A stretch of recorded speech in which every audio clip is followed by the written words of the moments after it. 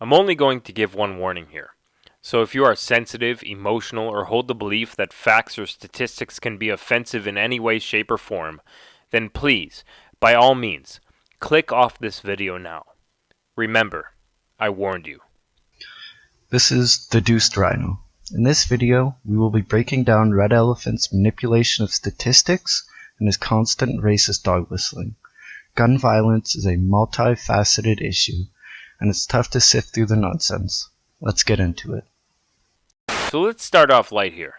According to studies by the School of Criminology, a 2013 study by the CDC, and many tables of FBI crime statistics, we can determine that approximately 90% of all gun crime that occurs in America are with illegally obtained firearms and perpetrated overwhelmingly by gang members in urban areas of the country. But why are these people committing crimes? A pattern you will start to see is that Red Elephant will constantly point out problems, but never offer any solutions. The crime guns that are obtained and seized by police are guns that were purchased on the street. The common myth that we hear is that gang members facing strict gun laws will just simply travel to a neighboring state, fork over their driver's license and social security number, and purchase their guns legally at a gun store. But statistically, this couldn't be further from the truth.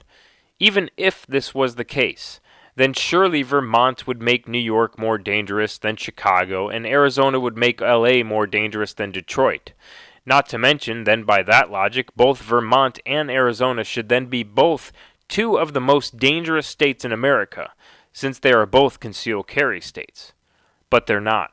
Why? Because all of the empirical data shows that crime guns are purchased illegally and used in crimes by gang members. Maybe there are other reasons as to why people in states with laxer gun laws don't commit more crime.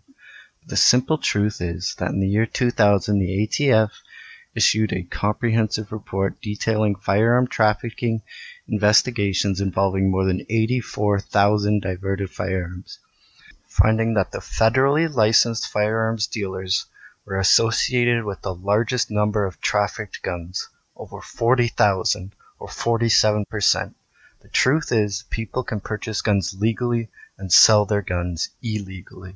Even CBS admits this in a segment they did about how gang members in Chicago obtain their weapons.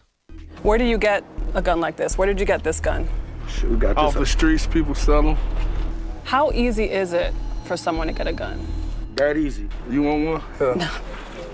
Just like that. That's how easy. In Chicago, in 2015, for example, 75% of all murder victims were black, 71% of the perpetrators of all murders were black, 83.4% of murders were caused by shootings, 97% of the shooting murders were caused with handguns, and 78% of those convicted already had previous criminal convictions and criminal history.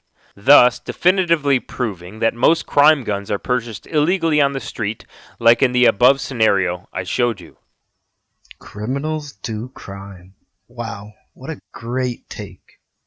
But in all honesty, the last point seemed like more of a criticism of the lack of rehabilitation in the criminal justice system than having anything to do with guns. And again, to the question I asked before, why are these people committing crimes? This is a question that Red Elephant will refuse to answer throughout this video. Well, let's unpack this. From 1994 to 2004, we already had a ban on so-called assault weapons. During that time, 16 mass shootings still occurred, including the most famous one of all, Columbine. The shooters carried this out with handguns and a shotgun. The same goes for the Virginia Tech shooting, which was purely with handguns and one of the most deadly shootings in history. Now this is how people deceive you. Besides the fact that mass shootings in the United States were new around the time of Columbine, his own sources show that he is lying. I didn't know that a High-Point 995 carbine rifle was a pistol. The only pistol that was used was a Tech 9. Maybe that's why some people want high-capacity mags banned. Not to mention the fact that there were over 24,000 murders in 1994, compared to a little over 16,000 by 2004. a decrease of about 66%.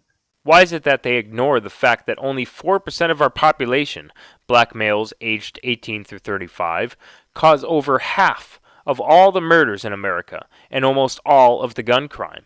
If they truly wanted to stop gun violence, surely they wouldn't focus on only a small fraction of gun crime. Surely they would want to know the diagnosis in order to find a cure, right? Well, since Red Elephant doesn't seem like he is going to answer the question, let's see if we can. Why do black people commit more crimes? Could it be because systematic racism has followed black families across generations? Could it be the fact that black people are turned into criminals from our criminal justice system, which stops them from getting jobs? Could it be because of redlining, gentrification, stop and frisk? The fact that black people are disproportionately affected by the criminal justice system? Could it be that the war on drugs specifically targeted black people? To quote John Ehrlichman, the former Nixon domestic policy chief, the Nixon campaign in 1968 and the Nixon White House after that had two enemies, the anti-war left and black people. You understand what I'm saying?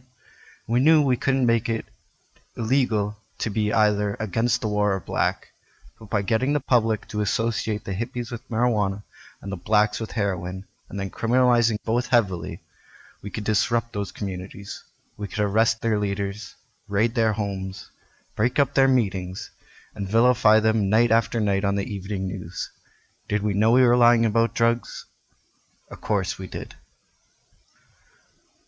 What about the differentiation of crack versus cocaine in the Anti-Drug Abuse Act of 1986? This act mandated a minimum sentence of 5 years without parole for the possession of 5 grams of crack cocaine, while it mandated the same for possession of 500 grams of powder cocaine. This 100-to-1 ratio specifically targeted black people who had less money, so they were more likely to be using or selling crack than cocaine, even though they are basically the same drug, only crack has a base added to it to make it easier to smoke. I didn't know baking soda was illegal. Another case gun grabbers love to refer to is Australia, where they had a mandatory gun buyback program in 1996 after the Port Arthur massacre that killed 35 people. Aside from the fact that this buyback was only targeted at certain weapons and it was not a gun ban, today Australia actually has more privately owned guns than before the buyback program even happened, and the gun legislation itself didn't even save any lives. Sure, the gun deaths decreased, of which there were very few to begin with, but the overall homicide rate and murder rate stayed the same for a full 6 years after the buyback. As a matter of fact, the murder rate actually increased some years following the 1996 gun amnesty up until 2002. One thing Red Elephant loves to do is make up his own charts, leaving out data points to prove his point. The truth is, homicide rates in Australia have been on a steady decline from 1989 to 2014, and there is a sharp decline in the years following the gun buyback. In that same period of time, from 1996 to 2002, America's homicide rate saw a larger decrease than Australia. America's per capita murder rate went from 7.4 to 5.4, which was a 2-point drop, while Australia's went from 1.6 to 1.8, a 0.2 mark increase. Once again, let's look at the white murder rate here in America next to the murder rate in Australia. If only there was some reason behind the decreased homicide rates in the United States around the same time of the gun buyback in Australia. Current violent crime rate per capita in the UK is around 933 per 100,000. In America, it is actually 3 times less, at approximately 300 per 100,000. But according to them, since the virtual ban on guns there, they're doing quite well. Most politicians listened and acted. Laws were changed, handguns were banned, and the level of gun violence in Britain is now one of the lowest in the world. There have been no more school shootings. This is a non-point. The United States has a lower violent crime rate than the UK because, Like things with assault, rape, and so on, they are defined differently by different laws in each country. You can't compare data that is collected differently and say, voila, I have solved it.